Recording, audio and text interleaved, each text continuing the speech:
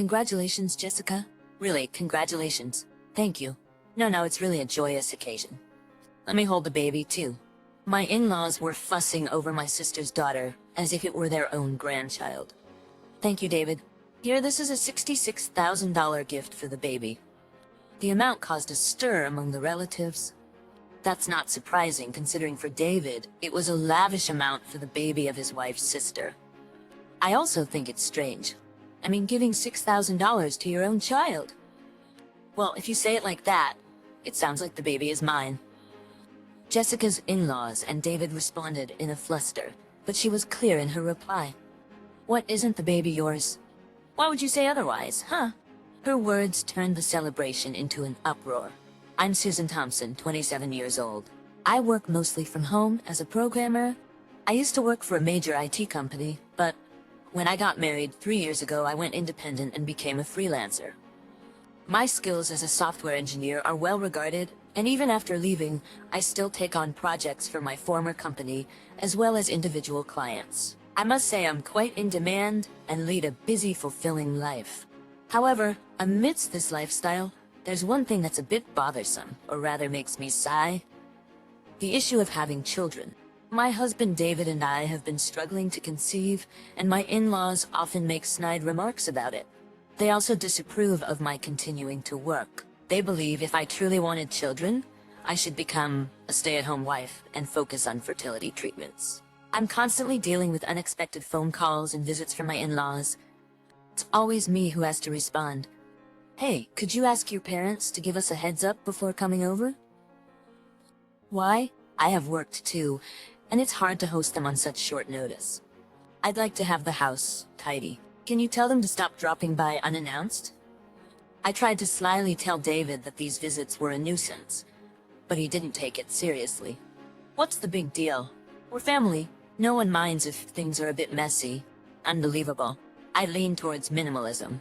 I can't relax unless unnecessary items are disposed of immediately. My closet has just a few clothes, and aside from work documents, I mostly use ebooks. Everything around me is really simple. In contrast, David's room is a mess. He leaves cardboard boxes and packing materials lying around. When I try to clean up, he insists he still needs them. We live in an apartment with separate rooms. Mine is almost empty and always clean, but David's room is hopeless. It's cluttered and dusty. When I try to clean it, he gets angry and tells me to stay out. Yet, my in-laws suggest that if I can't keep the house clean, I should quit my job and focus on housework. Why is David's room so dirty, Susan? Why don't you clean it? I'd like to, but David won't let me. Excuses. A dirty house is the homemaker's responsibility. If you can't handle it, quit your job and focus on being a housewife. It's a no-win situation. You look like you think we're picking on you. Modern daughters-in-law are so troublesome. We're just trying to teach you how to be a good wife. You should understand that. If Susan understood her role, we wouldn't need to say these things. She looks like she thinks she's the victim, which is just pitiful. David just sits there, nodding along to his parents' words, never taking my side. According to them, the second chapter of How to Be a Good Wife is about producing an heir as soon as possible. In the old days, if a wife didn't have a child within 3 years, she was sent away. Speaking of which, it's almost been 3 years since you got married. I still think Susan should quit her job and devote herself to being a housewife. The way things are, it's like David isn't capable enough. It's probably just because she wants her own spending money. A woman's earnings are insignificant. How long will she keep up this selfishness for some pocket change? They both pressure me to quit my job. Finally, David speaks up. Well, nowadays women work too. I think it's fine for her to keep working a bit longer. David, you're too soft. That's why Susan keeps taking advantage. Maybe you should be a bit stricter. Exactly. We're teaching Susan how to be a good wife. In your place, look at that dissatisfied face. After a bit of scolding, David and my in-laws sigh and finally conclude their lecture on how to be a good wife. In reality, David's income alone is not enough to sustain our current lifestyle. I've considered exposing this fact, but I've been holding back because David has been pleading with me. Please, I want to look good in front of my parents. Please, I'm begging you just like this. Please, I'll try to earn more. Just hold on until then. He begged so desperately that I reluctantly kept silent, but there's no sign of his salary increasing. I'm nearly at the end of my patience. During such a frustrating time, my in-laws came to know about something that worsened their snide remarks. I have an elder sister named Jessica, who's 28 and has 3 sons. Jessica married early, right after high school graduation. Her partner was a classmate, and it was what you call a shotgun wedding. However, she divorced when her first child was still young. After her second marriage, which was also a shotgun wedding, she divorced again. Now she is on her 3rd marriage, living with her 3rd husband and 3 children. To be honest, I don't really get along well with Jessica. Frankly, we're not on good terms. Her poor behavior and selfishness are the reasons she has caused our parents so much trouble. I don't know the exact reasons for her divorces, but I suspect it's due to her infidelity. And I think our parents might have paid her alimony. But since our parents don't talk about it, I never asked, and preferred to keep my distance from her. Yet one day, when my in-laws were visiting, Jessica happened to come over. I thought of leaving the kids with Mom and Dad, but they were out. Can you take care of them instead? She said abruptly, bringing her 3 children over. Just at that moment, my in-laws were in the middle of lecturing me about how to be a good wife. Oh my, is this Susan's sister? And look, she has 3 children. Well, look at these lively kids. Having 3 is indeed enviable. Hello, I'm Jessica, Susan's sister. She has been a great help. For some reason, Jessica hit it off with my in-laws. Susan, you never told us about her. Indeed, she doesn't look like a mother of 3. So young and pretty. Thank you. I don't know why they took to each other, but they were chatting away. So Jessica, do you work? I'm a stay-at-home mom. That's wonderful. Nowadays, women talk about working and neglect their homes, but you're commendable. Jessica never worked a day since high school. Her first husband's parents enrolled him in a college where all he needed to do was sign his name, and they also took care of Jessica and her child. 3 years later, she divorced and soon remarried when she became pregnant with her second husband's child, only to divorce again. 4 years later, she immediately remarried her current husband after becoming pregnant again. It wasn't that she didn't want to work. She never had the chance or the need to. Susan, you should learn a thing or two from your sister. Indeed, you could use some of her wisdom. It seemed like how to be a good wife would now include learning from your sister. From that day, Jessica began visiting often with her children, seemingly coordinating with my in-laws. Really, David should have married Jessica. Then these adorable 3 kids might have been our grandchildren. Exactly, otherwise our family might end without an heir. Jessica seemed pleased with the praise from my in-laws and would leave with some pocket money after basking in their attention. This became a routine. During these times, the care of her children was always dumped on me. Susan, take good care of the children.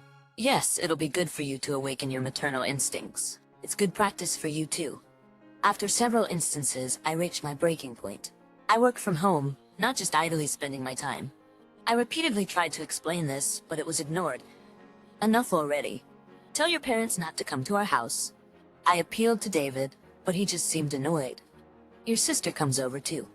It's not fair to tell only my parents not to come. That's why I don't want either of them coming over. I can't work like this. Are you okay with me quitting my job? That would be a problem. David knew well that we couldn't maintain our lifestyle if I stopped working. Perhaps that's why he acted quickly this time. Somehow he managed to stop both his parents and Jessica from visiting. It seems they meet somewhere else now. I know this because after their meetings, my in-laws would call to praise Jessica. Jessica's really admirable, having 3 kids in an era of single children. She even wants more. Really, you should take a page out of your sister's book. Around that time, David's behavior began to change. He started coming home late and going out on weekends more often. I'm just trying to work hard, so I'm a bit busier, he said. But I started to doubt if it was really just work. He would smirk while secretly checking his phone and make calls outside the house. I couldn't help but suspect that he was talking to another woman. Then after a while of this going on, Jessica contacted me. She was pregnant with her 4th child. When the baby was born, it was a girl. Jessica was overjoyed with her first daughter, as her first 3 children were boys. We must go celebrate with her. Indeed, it's truly a joyous occasion. We must attend the celebration. With my in-laws saying so, I proposed an idea. If we're going anyway, why don't we all go together?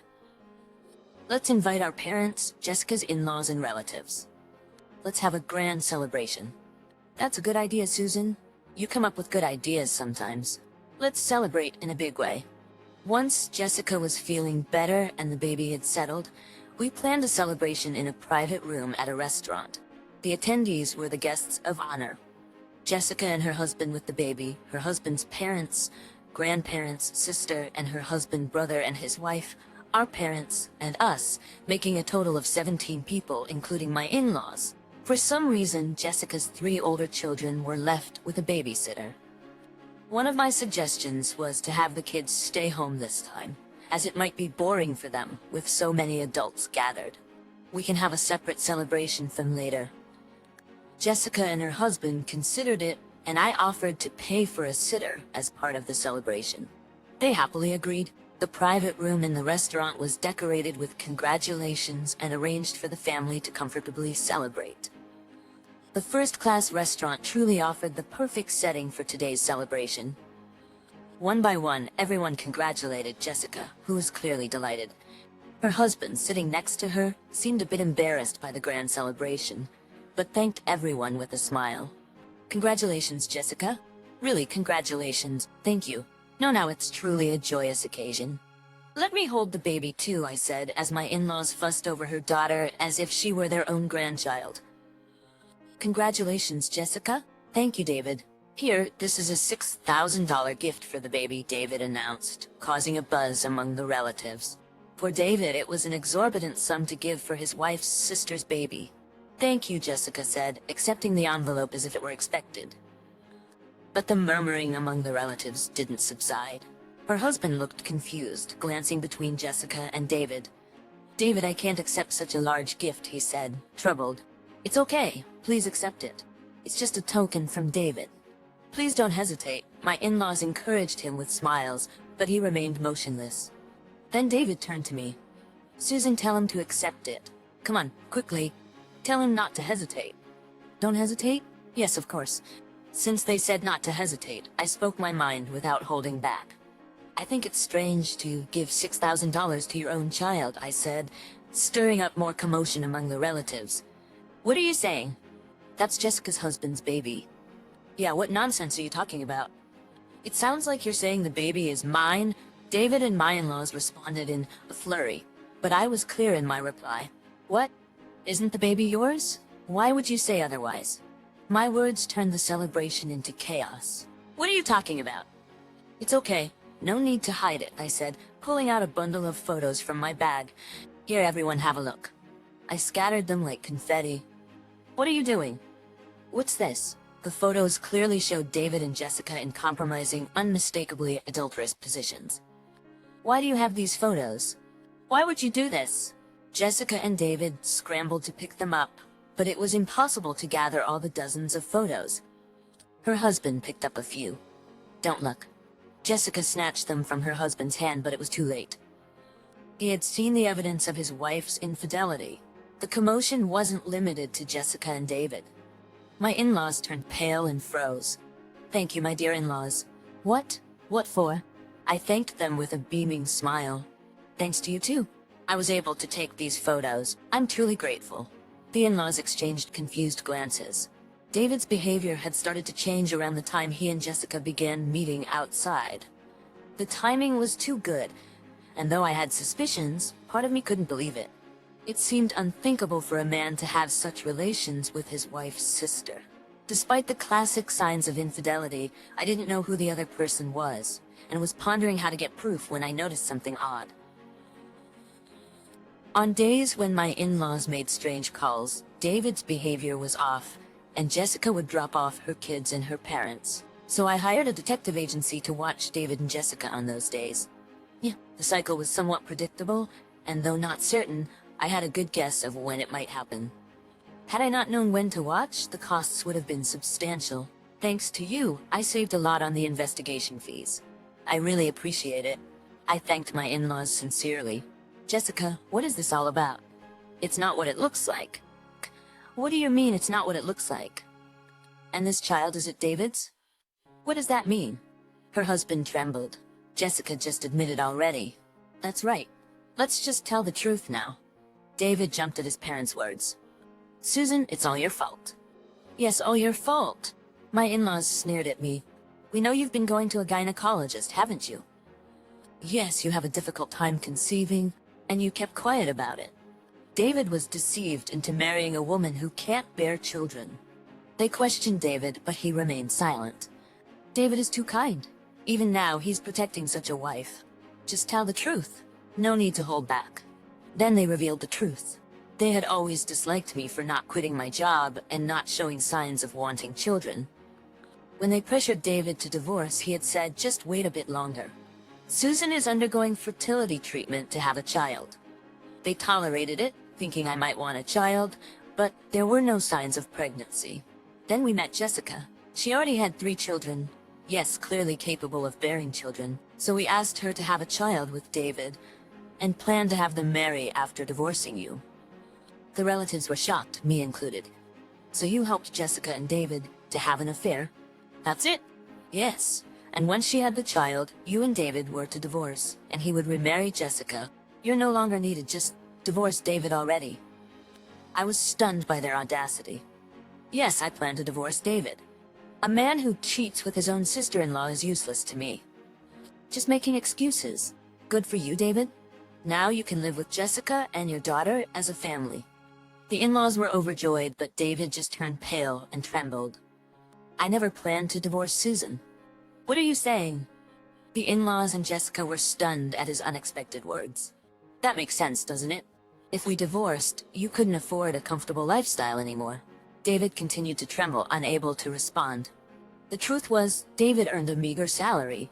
His company, based on meritocracy, rewarded high sales with higher pay. But David, with poor sales performance, was at risk of losing his job at any moment. It's a lie. David works for a major manufacturer, doesn't he? I heard he was earning a lot. He's a contract worker at a subsidiary of a major manufacturer, eh? That was the truth. David, unable to find a job after college, managed to get hired as a contract worker at his current company. The promise of becoming a permanent employee if he performed well turned out to be an empty one. In a black company, I felt sorry for him. But if that were the case, he should have looked for a new job or tried to improve his performance instead of just complaining and doing nothing. I was told he worked for a major manufacturer too, but I didn't choose to marry him for his company. I believed him when he said he was working hard to become a permanent employee. So you lied, you liar. Jessica slapped David hard and he tried to escape but couldn't avoid the blow. I thought you were a high earner. What am I supposed to do with your child I was deceived into having? That's okay. The child definitely isn't David's. I decided to tell everyone the truth. I indeed went to a fertility clinic, but it wasn't me who had the problem. It was David. That was the fact. After being blamed by my in-laws for not having children, we had tests done, and I was fine. When David was tested, it turned out he was almost certainly infertile. But a certain male celebrity underwent severe treatments and managed to have a child. I asked David to undergo the same, but he refused because it was painful. Everyone turned to look at David, but he just hung his head in silence. So whose child is Jessica's then? Normally, it would be her husband's, but knowing Jessica, I can't be certain of that. My mother-in-law collapsed to the floor in dismay, and my father-in-law trembled with rage.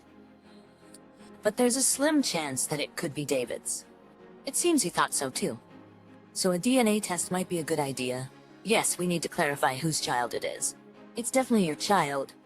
We're not doing any tests. Despite the desperate words from my brother-in-law, my sister's pleas were in vain, and it was clear that such arguments wouldn't change the situation. And so the celebration for the newborn ended in chaos. I didn't want to expose this kind of scene to anyone. That's why I didn't bring my nephews to this gathering. Regardless of who the father might be, there was no fault on the part of the children. I couldn't subject them to such a distressing situation, and that's what I believed. Fortunately, the child my sister had just given birth to was indeed my brother-in-law's. Hearing this was a relief. Even for this new child, there was no blame to be placed. My sister, upon learning the result, became defiant, asserting that she wouldn't get a divorce and would continue to live with my brother-in-law just as before. However, the fact that she had an affair with another man was an undeniable truth. My brother-in-law decided to take custody of the newborn daughter and the nephew who was just slightly older. My sister vehemently resisted, but provided the results I had obtained from the private investigator. With no other choice, she had to agree to the divorce. It's your fault. You're the reason I'm getting divorced. They're demanding alimony and child support from me. How are you gonna make this right? My sister came to my place shouting in anger, but I was the one who had been wronged here. She had no right to complain to me. If you want to talk, can you go through a lawyer? I'll be claiming alimony from you too. What? Shouldn't you know that it's only natural when you have an affair with someone else's husband? My sister was making a ruckus, but when I told her that I would call the police if she continued to cause trouble, she left in a huff. Come to think of it, I had a misunderstanding about my sister's first divorce. I had thought that our parents had paid the alimony on her behalf. As it turned out, the cause of both divorces was my sister's infidelity. In reality, instead of paying alimony, she had offset it against child support. Both husbands had wanted to take custody of the children during the divorces, but my sister, who was after child support, had vehemently refused to give them up. As a result, she didn't receive any child support, but in return, she didn't have to pay alimony either. However, this time both of the older children, the boys, were taken by their respective fathers. The children were taken by their biological fathers. Fortunately, they turned out to be the biological children of their respective fathers. For my sister, this was a miraculous turn of events, and perhaps even God believed that the children were innocent. In exchange for giving up custody of her son, my sister is now in a position where she will have to pay child support. It is also possible that she may have to pay alimony. Until now, she had been using child support to offset alimony. With the change in circumstances, I heard that there would be a need for a new discussion and negotiation. My sister lost all her children in the support of those who had been taking care of her. From now on, she would have to make the payments herself. She had never worked before and had lived as she pleased. Now the consequences had caught up with her all at once. My sister went to our parents for help, but even they couldn't forgive her this time. They told her that her past actions were a result of their wrong upbringing, and with tears in their eyes, they advised her to find a job, work diligently, and turn her life around. However, it was unclear whether my sister truly understood this advice. After all, my sister, who learned the truth later, even came to me in tears, which was quite surprising. Both my in-laws and my sister believed that David was a high earner, so my sister confessed that she had intended to leave her ordinary office worker husband Bob and remarry David once she had children. But it was a lie. I was also deceived. In other words, I am a victim of your husband. The real high earner was you, so please help me. I beg you. Yes, our family, which they thought was living a good life, was all thanks to my income. I am highly regarded as a programmer. The work for my original company is like a form of gratitude. The real income comes from the sales of the programs I develop personally. People all over the world use it, and I have a substantial monthly income without doing anything. However, because David cried and begged, I kept this a secret. It's a matter of a man's pride. That's why now, when I think about it, I can't remember at all what was good about David. Somehow I feel like the fact that he was flawed in some way was cute. But it's fine now. I have come to understand that a bad man is just a bad person. David didn't want to get a divorce and cried, resisting it.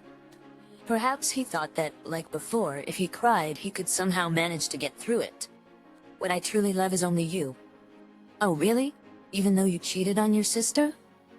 No, that's because my parents told me to, and that's why I wanted a child. David claimed unbelievable things and used it as an excuse for his infidelity. So I really believe that it was my child. I forgot that I had a body that couldn't have children. If I had remembered, I wouldn't have done it. It's truly exasperating. David, with his man's pride, apparently couldn't believe it. Even at $6,000, my parents told me to give it, so that's why I did. I didn't give it with celebratory feelings. I haven't paid a penny. David boldly asserts such an embarrassing thing. It's not something an adult would say. I felt exhausted, feeling all the strength drained from my body. Talking to him any further would be pointless. That's enough. Does that mean you'll forgive me? No, of course not. You don't need to say anything else. I'm not gonna listen anymore. I told David to go through a lawyer from now on and kicked him out of the house. I have no intention of letting him inside anymore. I'll send all that trash to my parents' house in one go, of course, with postage due. Afterward, the divorce proceedings progressed smoothly, and I finally became a free woman. Of course, I made sure he paid alimony. He asked for it to be divided, but I couldn't trust him at all.